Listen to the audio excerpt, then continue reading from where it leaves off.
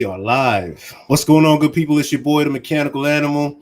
And oh man, I'm sorry. This is the Mechanical Animal Show, and I have just recently changed my name to the Crypto Conservative. I'm here with my co-host, the Beast with No Name. And what's up, Beast? How you doing, buddy? It's been a minute. It has been a minute, man. It's a lot of shit going on. Oh man, yeah, it's a whole lot going on right now, and it's been funny because me and Beast have been trying to get up and looking for time to do this show, but the two of us just had so many different things going on between work life, social life, and everything in between. But we were able to get some time in today to get a good show out to you guys, just kind of running our thoughts on what's been going on with crypto and with the political scene and what's happening currently. So Beast, what's going on, buddy? What you been up to? What's been going down? Well, I've had a lot of work travel going on, so there's that for a hot minute. Some training, some other stuff, and then now I'm just trying to juggle what the next move is. Looking to upgrade my current position. So I got a few pokers and some different fires, and we'll see what one actually catches. No, I totally dig. I know what you do. I just want to give you one of these, and tell you I appreciate everything that you're out there doing. And I know it's tough right now with some of the things that you have to go through in order to do what you do. But I still salute you, and I appreciate everything that you're doing, man. Crazy times we're in, for sure. Yeah, man. Yeah, I mean, I'm sure most people are no strangers to what's been happening. There's people that are advocating for it, people that are very much against it, and what I do encompasses all sorts of different people, different backgrounds, different beliefs, whatever. I will say this: I do find it funny that people that sign up to look out for the very rights that most people take for granted are often the ones to lose those rights first. No, definitely. It's funny. So many different comparisons are being made to the way things are unfolding, right? Yeah. You had last year, you had certain groups screaming for certain freedoms and screaming about being oppressed and all this different action. But what's going on right now, right? True oppression is actually here. And I don't know if most individuals who live in this country know that. Well, I think too many. I think people try to they try to separate it, right? Like, oh well, it's not real oppression if it's not race related, or there are people that claim that you can't be racist if you don't hold any power, and it's like that. Like racism is an idea. It's not.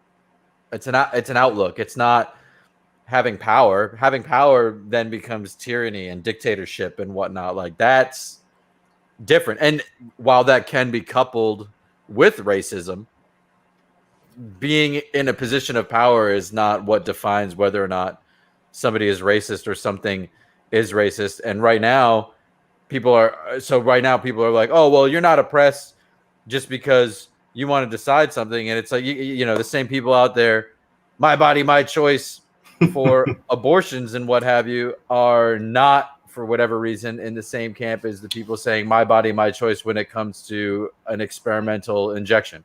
Exactly. I think I just read the Department of Justice is suing the state of Texas over this entire abortion plan that Texas has, brought into play. And not personally, I'm personally pro-choice. Like I understand why there are people in both camps. And that is my stance on pro-choice is I think people should have the right to body autonomy, and whether or not you agree with it is your own personal decision, be it moral, religious, science-based, whatever your claim is for why you feel how you feel, you are entitled to feel that way, and nobody should force you to do anything that you feel violates your body or what have you. At the same time, and in the same sense of things, I don't think that any one person's personal belief should dictate what other people are allowed to do. So you could think it's morally wrong and you can speak out against it and say, I hate it, like you're killing babies, whatever. But you shouldn't be able to dictate whether or not someone else can make that choice, because it is their body to do with as they see fit, be it right or wrong for whatever reasons you deem it to be. So you choose. No, I agree with that. With your opinion on it. I think for the most part, I don't know. I don't know what I could say about abortions. I don't advocate for them, and I won't say that I do, and I don't. I feel like it should be. That means you have your own reasons to disagree with it, but you don't feel the need to stop someone from having that option because that's their life to decide to do with as they please. Yeah, and I mean, you never know what the situation was as to why it happened, and we shouldn't have a need to know for other individuals why they're doing what they're doing when it comes to abortions, because that's none of your business. And imagine. We don't have to get too deep into this, but I just think about it sometimes, like how many children are born into poverty or impoverished or homeless or whatever else, and how much of that, while yes, I understand people saying like, right to life, whatever, I get it. But this cluster of cells or even something with a heartbeat that is yet to be born, yet to have any real sense of consciousness or real grasp on the world, if someone making the decision to pull the plug on that early prevents them from growing up in a broken home or an impoverished lifestyle, or puts another kid out on the street. And granted, yes, we don't know. Maybe they would overcome that and become a huge success, but we don't know. And so many children are born into those circumstances and reap the wrong end of that sword. And I don't know. Like, I feel, if people didn't feel so pressured into not doing it, maybe we would avoid more of that. But that's also a testament to needing to better the very programs that are there to help children. Like the foster system obviously needs an overhaul of revamping and fixing. Like that's a fucking rabbit hole. That's a whole nother topic. At some point I do want to get into that subject, but I want to stay on track today with the goal of our show today. And as a great leader and commander-in-chief has just made his announcement last night about his next steps in combating the mandates for COVID-19 and really what, and I'll put it in his terms, it's the fight against the unvaccinated, right? It's the unvaccinated are the new individuals who are causing this pandemic, according to our great commander-in-chief, right? What are your thoughts on that? So, well, as you know, I have no say in these things, given my current circumstance. But I take it as lightly. Take it as lightly as you need, brother. I totally understand. I wholeheartedly disagree. I mean, okay, one could argue for a long time now,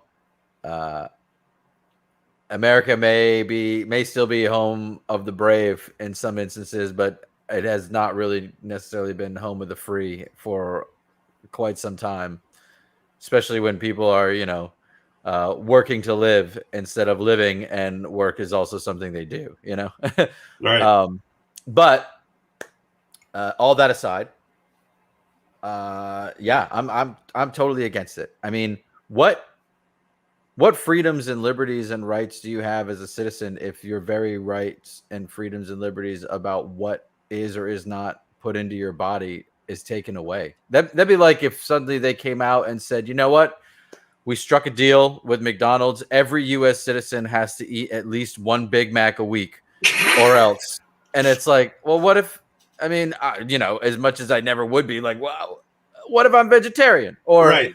or what if I just don't fucking like Big Macs, or, Right. like, what is the difference? What's the difference? What's the difference? I think I was watching Sean Spicer earlier today, or at some point this week, and pretty much the thing is that the topic that's being brought up is, why is this specific situation with the Wuhan virus? Why is this the one? The time. Why is this the time, and why is this the one? Right? No, it wasn't it wasn't the flu shot. It wasn't the polio vaccine. It wasn't. No, we actually measles, mumps, all that stuff. Right. We actually had a case where, I'm sorry about that, guys. Still got that little issue, but we'll get it on the hand. That we had a case in the United States, roughly a few years ago of, was it Ebola? Ebola touched ground? It might have been Ebola. I know there was a big scare several years back. I was in Italy at the time with the Zika virus. Zika was a thing, right? And even take Zika, for instance. Zika is actually still a relevant topic. I believe Zika is not under full control just yet. But no, we had Zika, the bird flu, the swine flu. We had all these different types of malicious viruses that were out there, right? And we were able to get them under control. But all of a sudden,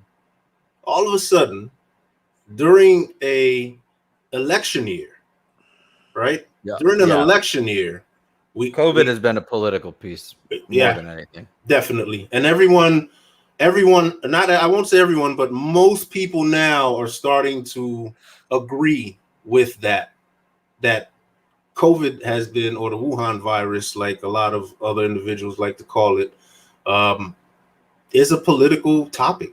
It's not something that is. I still think it's funny calling it the Wu flu. The Wu flu, or the Chinese virus. That kills me. There's like songs out and stuff about it now. I just like Wu flu because it reminds me of like Kung Fu. I don't know. I just thought it was funny. Wu flu, Kung Fu. That's hilarious. Yeah. It's nuts. And I mean, when you look at the survivability rate percentage-wise of this virus, it's high. I think it's like a 97 or greater % recovery rate. It's like less than 3% of people have actually died from it. And imagine how much higher imagine how much lower the death rate number would be and how much higher the recovery rate would be if people that didn't show any symptoms or have any problems or didn't feel sick enough to go to the ER had actually gotten tested. Right.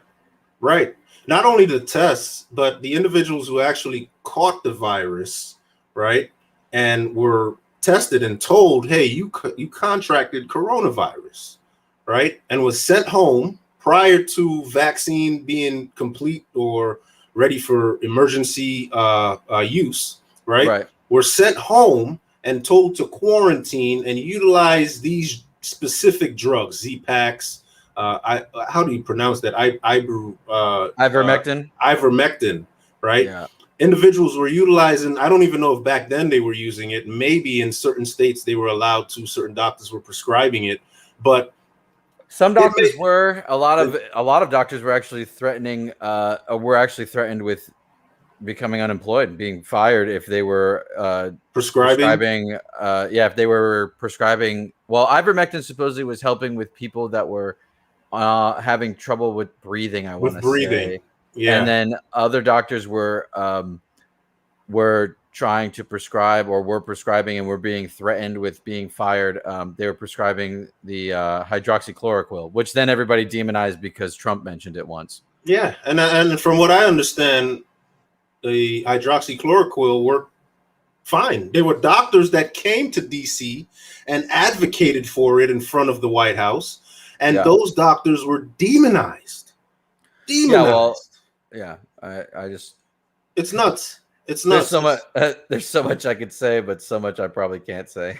No, I totally get it. But Another thing that weighed on my mind as the good commander in chief here was giving his his fascist speech. Um,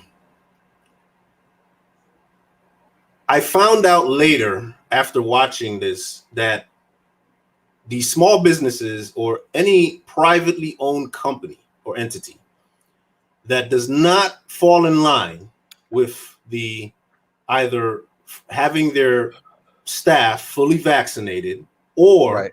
having these individuals tested once a week if they don't decide to get vaccinated, Right. will be fined $14,000 per occurrence. What do you think about that? How does that, I'm going to tell you, I'm Well, a business owner. taxation is already theft, so now they're just I trying to rob people more. I don't have 100 employees. I'm the only employee in my company right now. Okay, so Right. that's a good thing. I don't have to worry about that.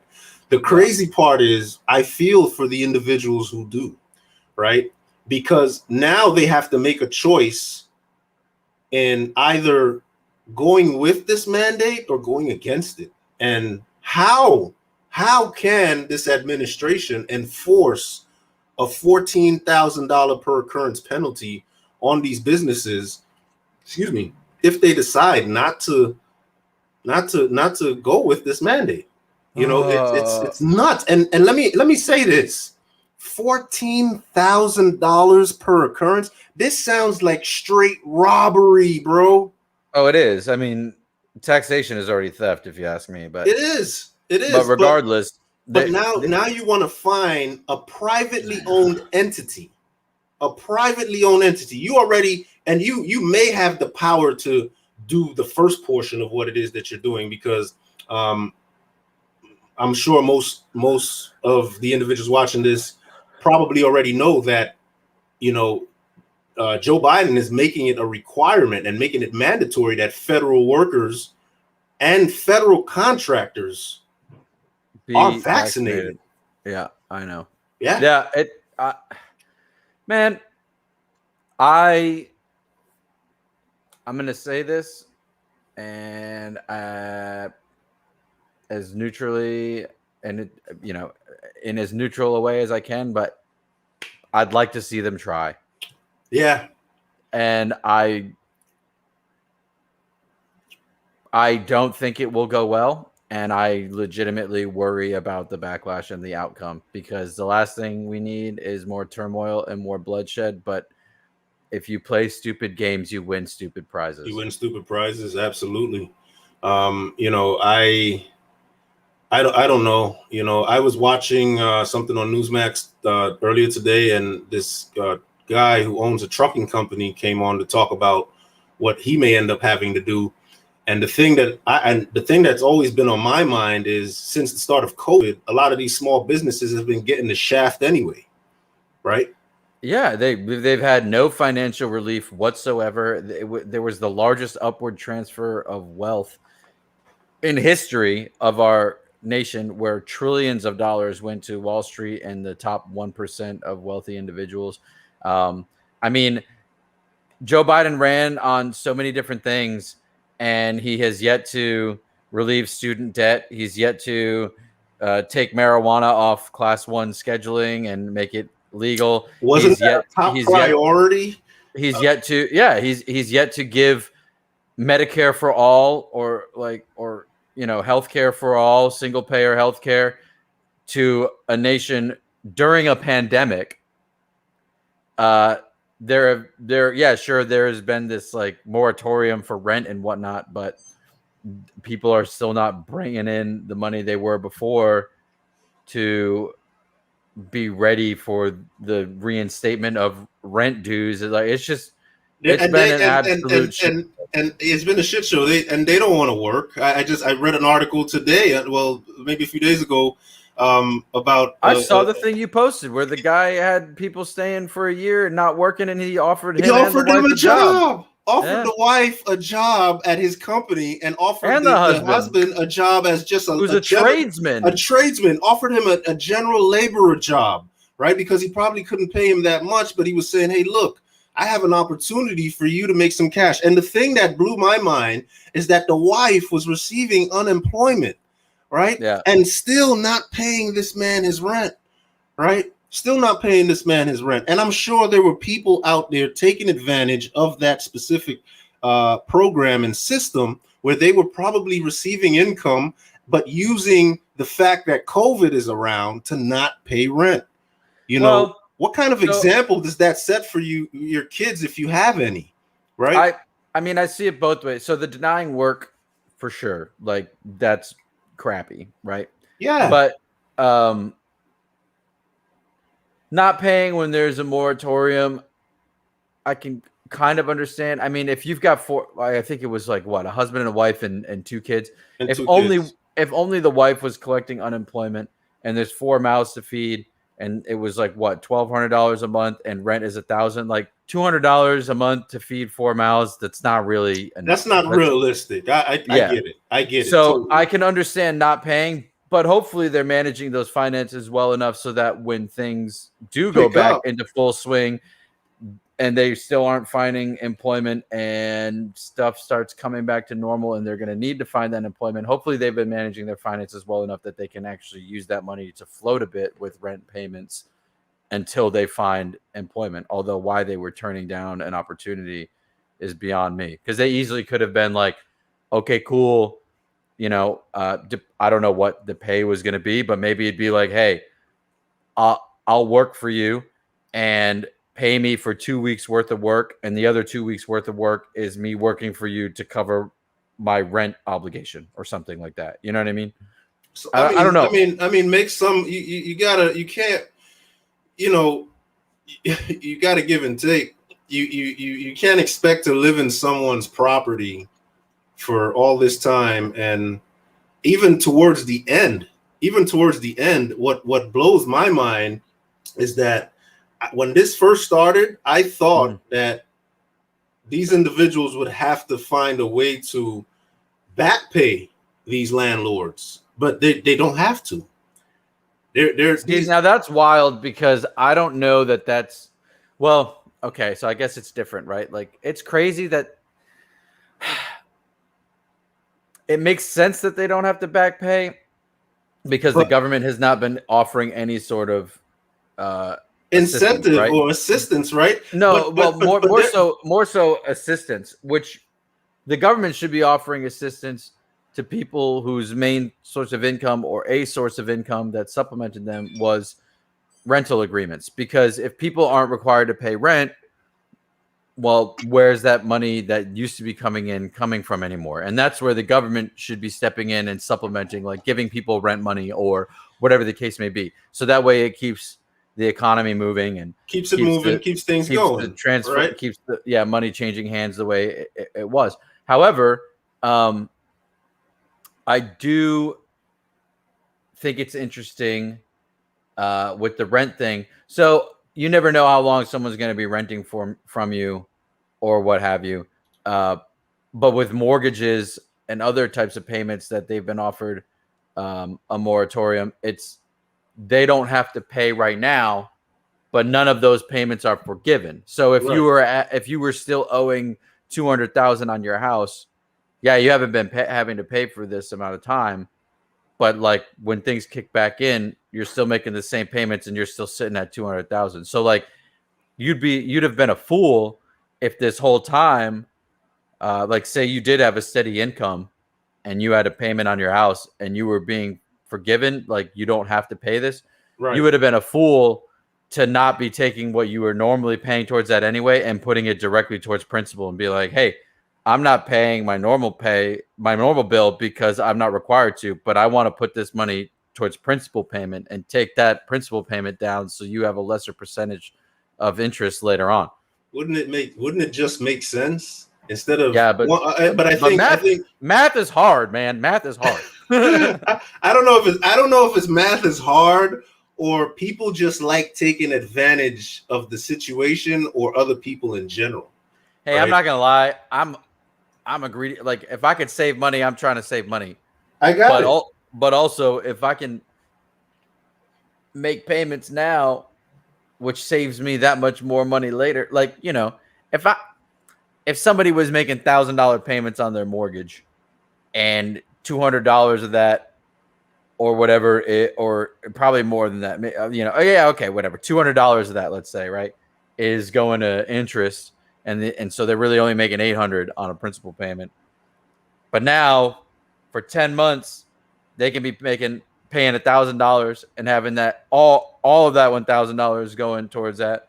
Well, that's what? That's $2,000 extra that's gone towards principal payment. That's taken your overall cost down. Right.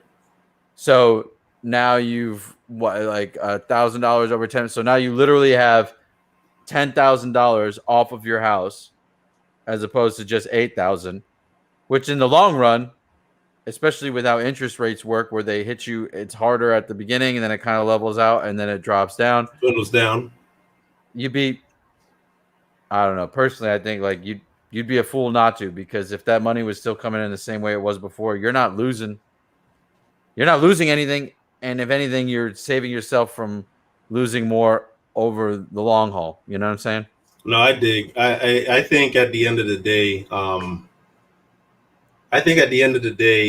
me personally, after some of these articles and stories I've read, I just think people are taking advantage of the situation any way they can, even if they have the ability to take care of what they need to take care of.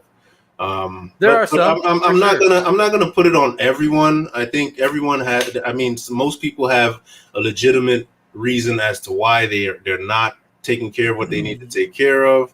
Whether it be they have more a bunch of mouths to feed, or they just don't have it like that financially. I could understand, but that's why I was saying, like, with that instance that you had shared and whatnot, like a certain part of me gets it to an extent, right? Yeah, you got the moratorium. If that's literally your only source of income and you're feeding 4 mouths, then so be it. Kids, right? I get it, but the denying an opportunity for additional income by going to work when you've been laid off. That's where it falls off for me, because if I was in that situation and someone said, "Hey, look, I can't pay you what you probably were getting prior to this pandemic, but I see that you and your wife both could utilize some extra income. I'm offering you this." I would take that. Yeah. Right. And I would be happy for the opportunity to, work and bring in income. But, right. At the end of the day, when we speak about this topic and we've been kind of going back and forth, it just blows my mind that this specific administration and the Democratic Party are moving this country towards a socialist, communist agenda. And I'm not the only one who feels like that. It's all over the place that, this president is doing things that are not in line with American values. And, that's just the end of the story. Honestly, not even just, well, I mean, I guess, yeah, like, we're in America, so American values, but also just fucking practical common sense. I understand there are certain programs in play that are socialistic in nature, and there are certain socialistic things that can be helpful. Like, sure, I can agree with like free state college or free community college, right? I could agree with basic medical health care for everybody, but still having the option to pay for better shit if you've got the money to do so. I can get down with all that, right? But when it starts being the problem is, I can get down with that stuff, but that's almost more social programs that everyone agrees, hey, we're going to put in on this because it helps the community, and by the community we mean like the entire community of the United States, right? But there's such a lack of a sense of community nowadays, and people don't even care about one another because so people will say, oh, the unvaccinated and people that don't want to wear masks don't care about other people because they don't care about getting them sick and them dying and whatever else. And it's like, yeah, but at the same time, you also don't care about people if all you want is for people to get shot up against their will or to wear a mask or whatever. Like, or to be sent I to a don't, concentration camp because they're yeah, like not vaccinated. Like, what the hell is wrong? I Sound don't, like Hitler.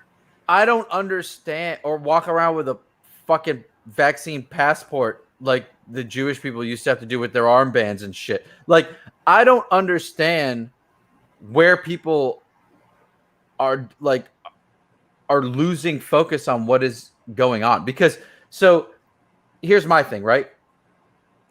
Why isn't it just free, if you want to get the vaccine, get the vaccine. If you don't, don't. Cool, Right. whatever. Who the fuck cares? If you're scared about getting sick and you're worried about your health and you don't want to be around people, stay inside. If you don't give a shit and you want to go out and do stuff, go outside. If you don't want to live your life sheltered inside, but you're still worried about people, wear a mask. If you're not worried about all that shit and you're willing to risk it and use your natural immune system, which is more robust than whatever fucking experimental bullshit they're giving us anyway, right? Don't wear a mask and do whatever you want. Like, what happened to freedom of choice and people just accepting that? Like, I literally don't get it. I don't understand. That shit I don't went understand away, how people fucking fail to brain. Like, just think. Like, I know common sense isn't all that common, but it's beginning to get a little goddamn ridiculous. It is. And I think at the end, I think what I'd like to close this topic off with is that this country has a set of, I don't even know to call it rules. But when you think of the Constitution, all right, mm-hmm. What do you look at that? What do you look at that document as? When you hear the term the Constitution, right, of this country, what does it mean to you? I don't think that's a set of. Well, okay, I think it is a set of rules, but it's a set of rules that is meant to prevent the government or any other type of. I mean, yeah, really just pretty much government. Yeah, government. I like. At the point it's going, I don't know if we'd call it government anymore or more of like freaking dictatorship. Yeah, which I guess is a form of government. I don't know.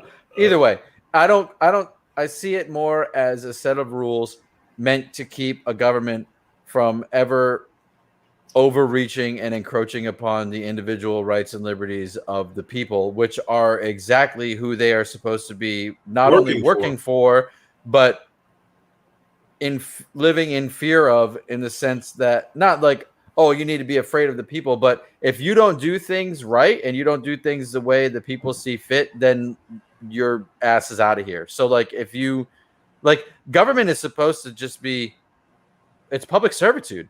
Yeah, it literally is. You're just supposed to be a fucking a means to an end for what the public want.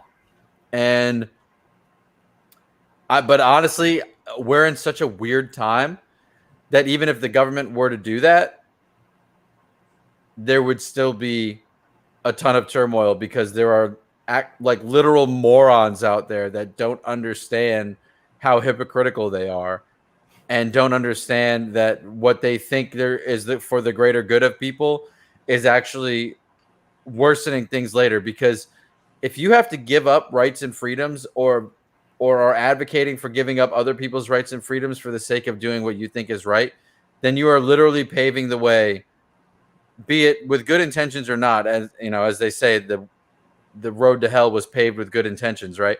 Right. Whether it's for good intentions or not, you are literally paving the way for ruining yours and everyone around you's livelihood forevermore. Because once power is given up, and once your rights and freedoms are given up, they don't give that shit back. Hell no, man. That joint is gone. Ask the people of Cuba. Ask the people of Zimbabwe. Ask any country that has tried this socialist path. History repeats itself. If you let it, right? And why can't we learn from these mistakes? I don't know if it's because we are America the Great that some of these individuals like AOC and her what they call them, the gang. I don't remember, the squad, right? Oh yeah, the squad. Yeah, they can't call it the gang. That's too violent. That's too violent. Yeah, we don't want violence. But also right? holding them responsible for what they say they're going to do apparently is violence as well. So I mean, you think about it, potato. Right. Yeah, and you know what's funny? What's funny is the fact that I believe there's a group that's heading into DC this weekend to protest all the BS that's going on right now, which is a right organization. And oh, do they disagree with what's currently happening? Because that's violent too. Yeah. So pretty much, if that group that's this, I don't have the specifics on it, but what's been said is that I'm not sure if you were aware of this, but the entire fortress that Nancy Pelosi built around the entire what? Man, it's a freaking fortress down in DC, dude. You used to be able to go down there and literally walk within feet of the White House. Or yeah, why it's public space. It's public space or any congressional building, right? This woman it's literally owned by all of us. It's taxpayer money. Like we own it more than she does. She created a fortress around it, which was recently brought down. And because this right group, was it made of bouncy houses? Because I'd be worried she'd break a hip. No, it was like literally these fenced off areas. And I've been driving through DC for years. And I'm gonna tell you, like, it was nuts. It was nuts to see that. But it recently came down, and because this group is coming up here to protest what's going on, she's having it put back up. And I wouldn't be surprised if she had military presence brought back into the DC space through the activation of guard units throughout the country, which is a waste of our tax dollars once again. None of this type of action occurred when we had Antifa and BLM crews destroying property widely across America, which is still happening today. No one is saying anything about it and saying that it's still peaceful protests, right? But the individuals that come from the right, I to be honest, before the 6th of January, which I think was some sort of setup. All I can say is there has not been a more egregious moment against the American people than more of an in your face. We've wasted your time, money, and effort for countless years than January 6th. Dude, you know what? I was gonna leave this alone and move on to our crypto portion of things, but I want to say something. I want to actually bring up two things. Being that it is going into the 20th anniversary of September 11th coming up here this weekend, and also wild, man. Also the pullout in Afghanistan with you doing what you do currently, sir. Yeah. And me being a veteran of these United States Air Forces for 12 years that I did that, you know, I supported Operation Enduring Freedom. I supported Operation Iraqi Freedom. Wasn't it? I remember the joke back in the day. Operation Iraqi Liberation. Bro, that spells oil. Oh, fuck. Okay, freedom. I mean, there was so much for us. It was all we had our ways of dealing with it, but as for what we did, we knew for whatever reason we were out there and why we were sent to do what we were sent to do, and we just did it, right? Hey, man, at the end of the day, it's about you and the guy next to you, or exactly, girl next to you, or woman next to you, or nowadays, depending on how they choose to be, whatever, right? But at the dandelion next to you. At the end of the day, right? 20 years. I'm gonna give my thing on it really quickly. I think 20 years went down the toilet. The pullout was botched completely, and the fact that we left the Taliban an $80 billion check, literally, with all sorts of equipment, all sorts of firearms, ammunitions, Yeah. aircraft, Well, vehicles. They yeah. are now the second most well-equipped fighting force in the world. And people are not really paying attention to that. And it's irritating. It's something maddening. about that. I don't Yeah. know. Okay. It would have been impractical, and the amount of money that we were just dumping into that place was impractical and wrong for the American taxpayer to be paying for. Staying there forever was not an option. We had to get out of there. And unfortunately, it was just like what had happened with Trump trying to pull out of Syria. Everyone was like, get our men and women out of these pointless wars. We don't need to be there. He's like, cool, I'm going to pull people out of Syria. And then they're like, wow, but our allies and this and that and whatever else. And it's like, okay. So, and that was just because it was him, which is now, the opposite. Now we have someone else doing it. People like him a little more or think he's a little more palatable. So he gets to slide a little bit. However, it has been interesting that the very news networks that would back anything and everything that he did were also being critical of him, which I think is partially because of the military-industrial complex,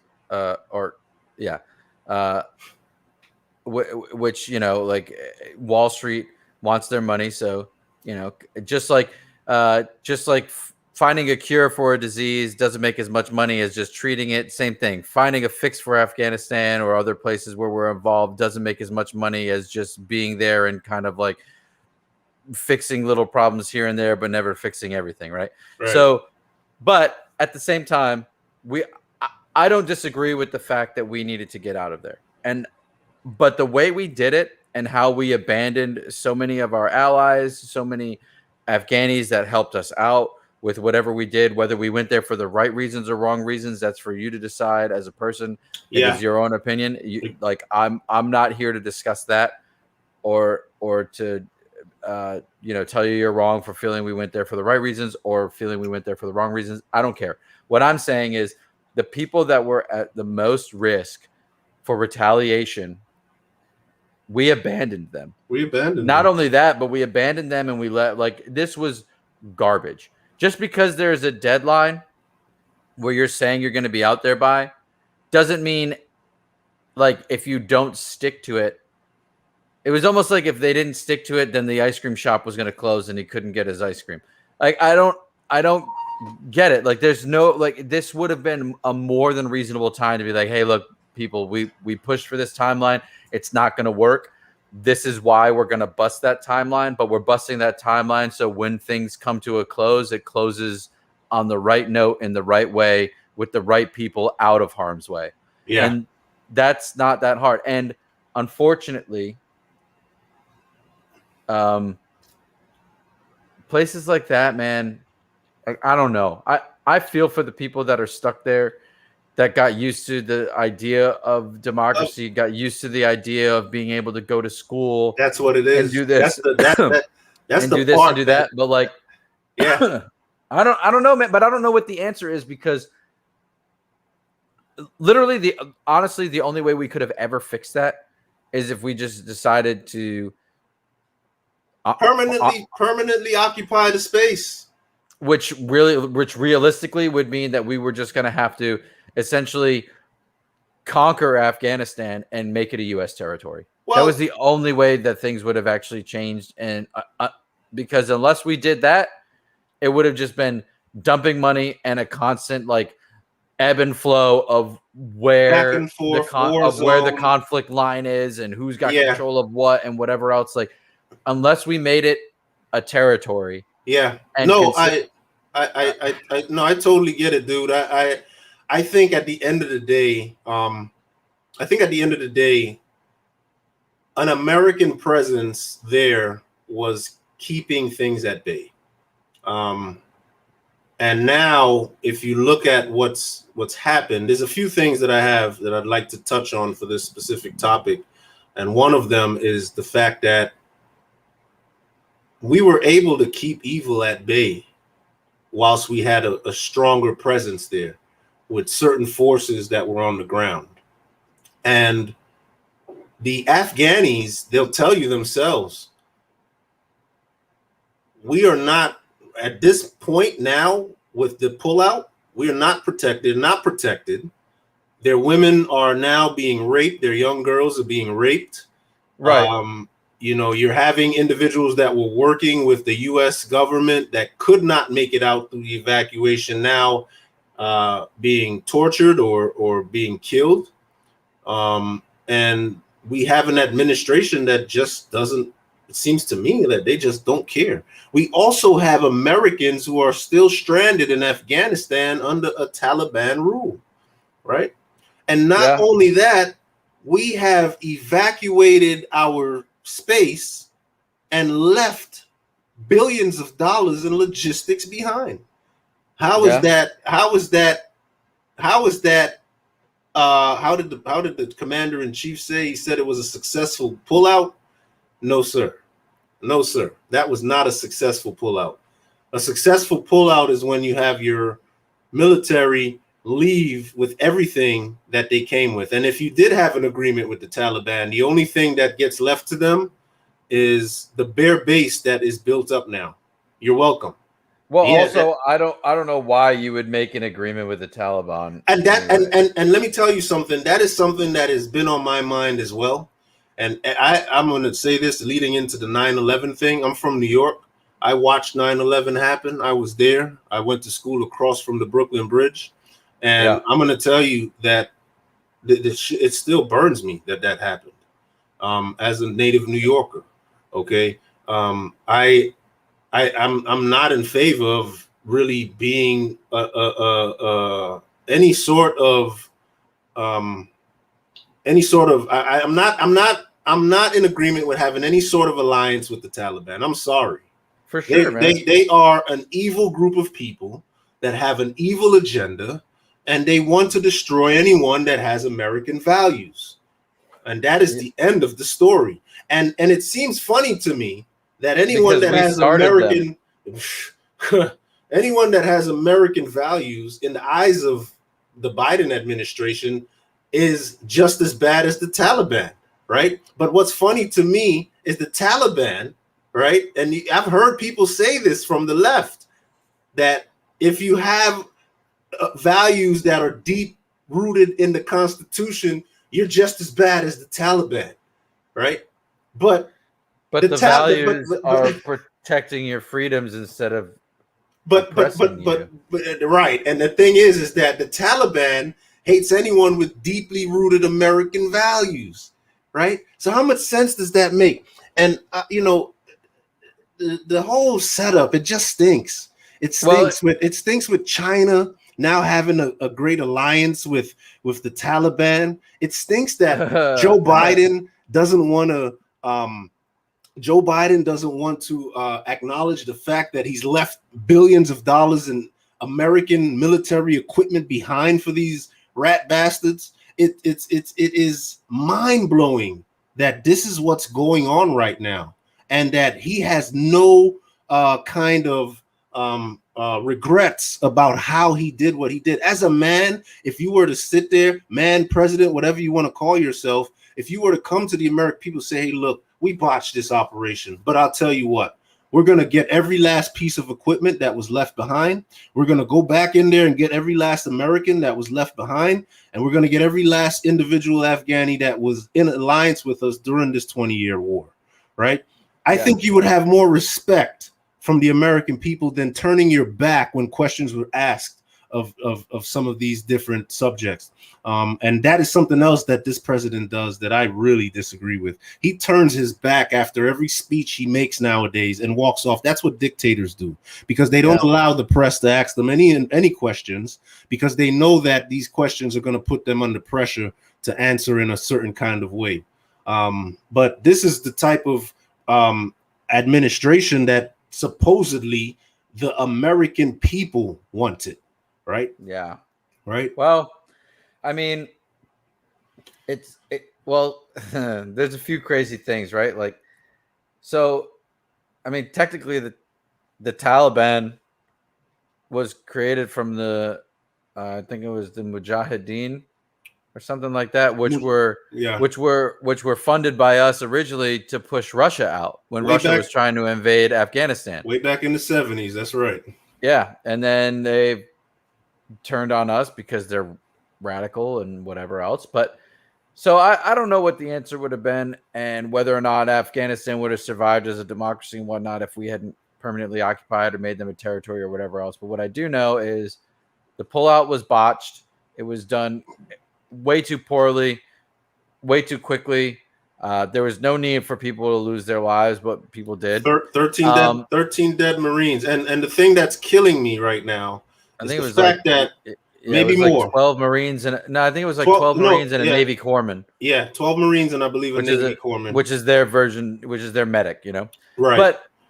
But the what gets me more than anything now is I saw something recently shared, and as far as I understand, the only embassy that still stands in Afghanistan is the Chinese embassy, and the Taliban has allowed the Chinese or is allowing the Chinese to come out and inventory the U.S. equipment that was left behind, which basically means that they just get to dig through all of our stuff and see what they can't. And see what type of intelligence they can retrieve from it, because Right. good old China Joe is right along with the program, right?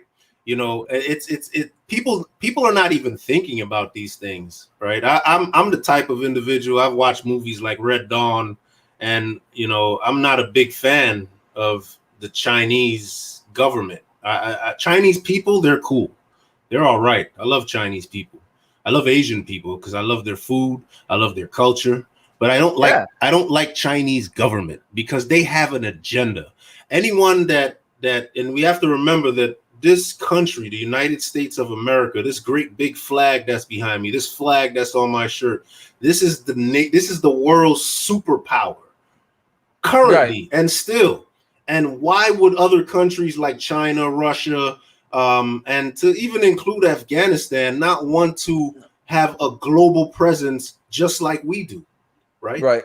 So what we must understand as citizens living here is that we're living in the greatest country in the world, and we must protect that.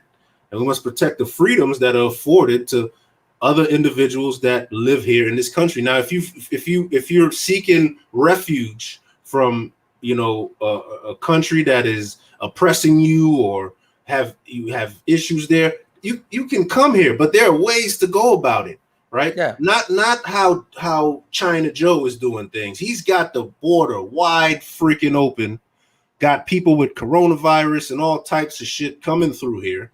And what's going on now is that because the camps that they've created for these individuals down in South Texas and other locations are getting jam-packed, they're relocating them and spreading them throughout the United States of America and giving them cash along with that move, right?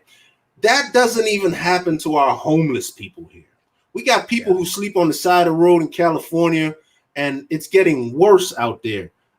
Gavin Newsom, he has to go. Right now, they're looking to get him out of the system, which I'm happy to see, but he has to go. He has not done anything to improve California's situation over there. It's just really, really bad. And I'm going off topic with California, but what I'm coming back to the point as far as individuals, refugees coming in here, I don't have a problem with that. But there's a way of doing it and a way of vetting individuals. We left many Americans in Afghanistan, but brought back tens of thousands of Afghanis that, from my understanding and reports read, have not been vetted, right? We took people from a Taliban territory and put them on a plane and brought them to America, came in through DC, Dulles, came in through all different ports, and now are scattered throughout the country, right?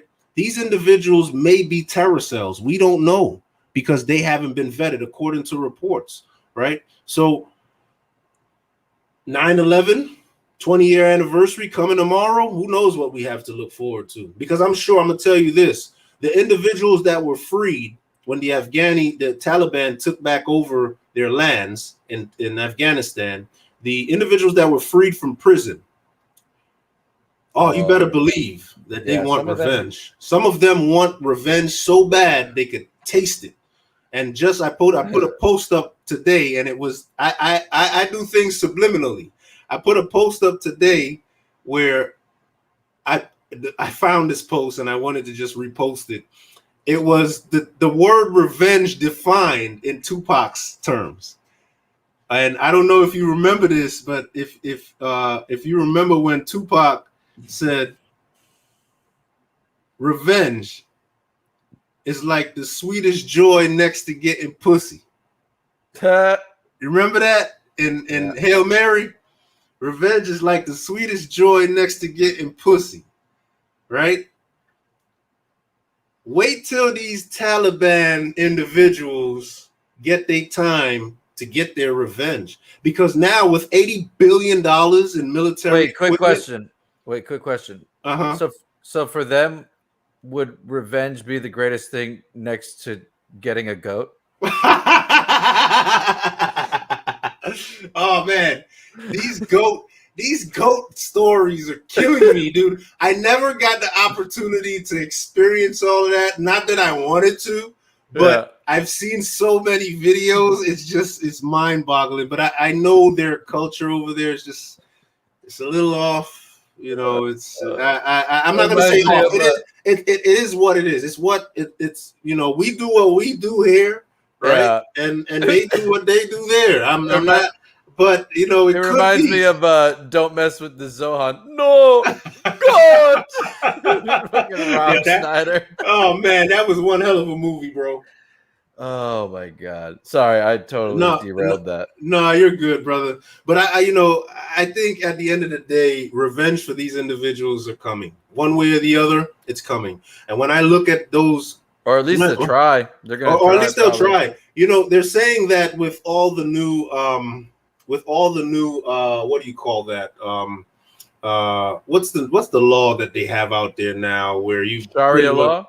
No, where you pretty much don't have any privacy anymore. Where the NSA could just look and listen to conversations, so that way the Patriot Act with the they're trying to claim, because this has been brought up. What I'm talking about, as far as Afghanis being here and not being vetted, they're stating that because of the Patriot Act, there's physically and probably no way that anything of a terroristic attack can ever happen on U.S. soil. Even though there was tons of warnings about 9/11 and nobody did anything, but you know, right. But there have been tons of warnings about all sorts of things that have happened, and they do nothing about it. So, like, the TSA has literally stopped 0 terrorist attacks. None. Nada. Zip, zalch, dooch. So, like, I really. You know what? You know what? Meh. I have no words. I salute the flag, man. God bless America. I hope we find a way. I hope we find a way to get back on track, because it's looking pretty bad. It's looking bad. It's not looking good under this administration, and you know, I don't know. I don't know what to say. I think you know, Joe Biden is running us to the ground, and your best bet right now is to fuck with some crypto.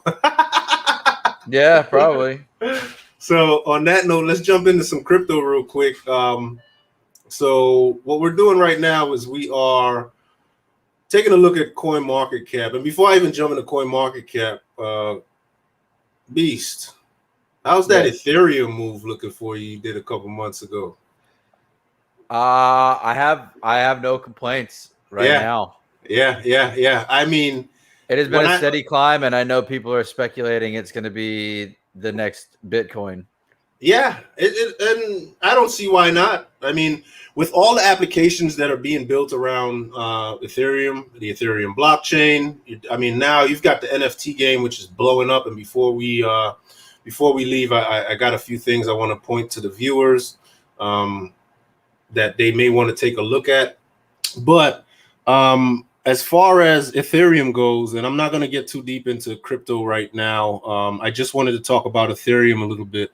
with the upgrades that may be coming here shortly. I think the scaling of it, updates of the blockchain, and also the recent price increase. I mean, we've seen ETH Ethereum jump from in a few months from $2,400 to over $3,000, almost nearing the 4,000 cap, 4,000 high that it hit at some point not too long ago. So my recommendation to anyone right now, and once again, I just got to throw this out here. I'm not a financial advisor. I don't give financial advice, but this is just off of my own thought process. I think, and you've seen it for yourself. Everyone's been looking at it. It wouldn't be a bad idea to put a few dollars into Ethereum. And if you do have some sort of a 401k or something, I may end up, if I was in the mix like that, I would probably pull out some of that cash and invest it into an Ethereum setup, maybe get 2-3 coins and, let that sit somewhere, because your money is definitely going to see some value after you make that investment. So Right. Ethereum is definitely looking like a good look right now. Bitcoin, of course, is always going to be a good place to store money for value. We can see that Cardano is moving up in the game. They have shot up something serious in the last few weeks. I'm not sure what's going on there. I haven't been able to keep up with Cardano, ADA, and what's happening, but they are the number 3 cryptocurrency on the market right now, according to CoinMarketCap. I had bought some Cardano too. Yeah, I had some a while ago, but I ended up selling it. I wish I didn't at this point, because now it's at 237. I think when I bought it, it was a couple cents. But 2 other coins I'm gonna, mention. I think they're on here. I just want the viewers to just keep this in mind, that this is me personally, but Shiba Inu. Shiba Inu right now is ranked number 53 on CoinMarketCap. It is on 1 million watch lists. I don't know what that means to a lot of individuals, but it means a lot to me. Shiba Inu right now is scheduled or supposedly going to be the next coin to really blow up after Dogecoin.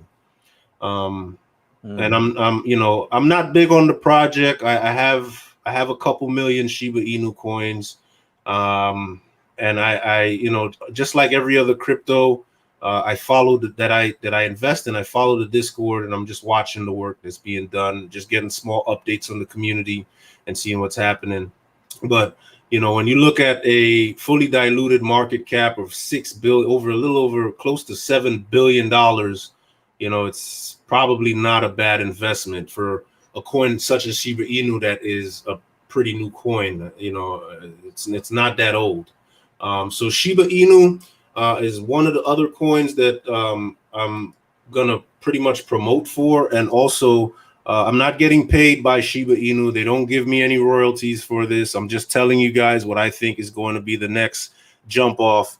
Also, SafeMoon. I don't know how many of you guys are familiar, but I follow SafeMoon's Discord community closely, and I think that, and look at this, SafeMoon is on 1.5 million watch lists as well, ranked number 211 on the CoinMarketCap. So that is something that I think, if you're getting into crypto, you want to get in early on some of these cryptocurrencies and try to make a flip or some kind of big investment move, or maybe hodl for a couple years. I want to tell you that Shiba Inu and SafeMoon may not be a bad option. It's a pretty low entry point right now. So I'd recommend, if you have a couple dollars, put it into some SafeMoon, drop it in the account, and let it go. Who knows what could happen for a year from now? If you have 1 million SafeMoon coins and SafeMoon hits $1, you got $1 million. So think about it that way. If I hope they hit $1. Dude, I'll be livid. I will be out of this world. Why would you be mad? dude. Well, not livid. I probably used the wrong word there, but I would probably be Ecstatic. ecstatic. There you go. I would be ecstatic as to how much the coin in itself has done well and is doing the way that it's doing right now. Something else. Bug out. Dude, I would really. I'm not gonna say I'd show my ass, but you know, I would probably. You gotta moon at least one person. It's safe moon. You'd be It's safe yeah, to you do know so what? with that much money. With that much money, right? I wanted to see if I find something here. Is this it? Give me one sec. I thought I forwarded it to myself, but it doesn't seem like it wants to pop up. There we go. No, why would things work when you need them to? You know, it sucks. You know, let's try it again. What I did want to talk about next is my book. I for the land. That's something that I've been working on. Maybe I sent it the wrong place. Yep, I did. That's why I didn't come here. Give me one second. Let's get this going. Get that airdrop there. Oh, that's why. That's why. All right. So there we go. Hopefully I didn't lose you. Did I lose you? No, I'm still here. All right. Cool beans. Because I don't have the screen up right now. I'm trying to get this cover here, and I was wondering why it didn't load up the first time. But let's see if we get it here now. There we go. Drop it over here. Let's get that back up. Where are we at? So yes, the last few months I have been working on a book, and it's actually a dictionary, and it is called the Cryptionary, and it's a dictionary of cryptocurrency terms from A to Z. Of different terminology that you'll find when you embark on your journey to understand cryptocurrency and investing in it. Right now, the book is in copyright phases and just now finishing up some last minute edits with the editor. And from there, maybe within a few days, we will have this published out in ebook version and your regular hardcover or soft cover, however they refer to it as now. But it's 144 pages of A through Z, letter A through Z of cryptocurrency terms and different just terminology and different words you may hear out there in the cryptocurrency world, such as HODL, NFTs, which stands for non-fungible tokens. For those of us that are not familiar, but look forward to me sending out more promotion on this book or this dictionary, which I call the Cryptionary, which will help you understand your journey when getting involved in the cryptocurrency world. It's action-packed. It's got 144 pages. I think I tried to cover almost every single term that you would find in this brand new investment that's out here with digital currency. So roughly within a few weeks, I'll be shooting it out there for pre-orders, and then maybe a few days from now, just depending on when the editor gets back to me. But as soon as everything is finalized, I will get it out there. Looking to list it for $14.99. Will be available on Amazon and local retail bookstores. So more on that to come. I think it's a good starting point for those of us that would like to get involved in the crypto world. So it's just a basic foundation, man. So if you know anybody that's looking to get involved in crypto, Beast, it's a good way to start. And I just in the beginning of the book, I think chapter 1, I give a good rundown of just what cryptocurrency is, why you'd want to get involved, and what's going on with it, and it goes into a straight dictionary from there. So the Cryptionary should be out in a few days, guys. Let me know if you got any questions. I should be letting you know when the official drop is and where and how you can purchase it. Hell yeah, man. Yeah. So yeah, Beast. Man, it's been a little minute, brother. It has been. It's been a little minute, and it's Friday. I love dropping the show on a Friday because we get to finish up the long day and go into the weekend, and just kind of chill out a little bit. You know what I mean? It is nice, man. It is nice. Yeah. Well, on that note, I just want to let the viewers know I appreciate you guys.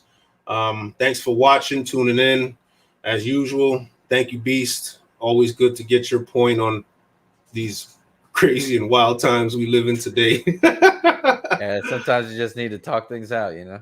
Yeah, man.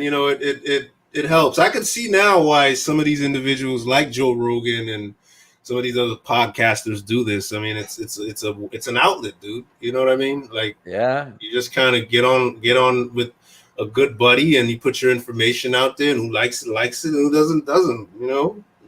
It's America. It's where we live. We can do stuff like that, right? Oh yeah, hopefully, man.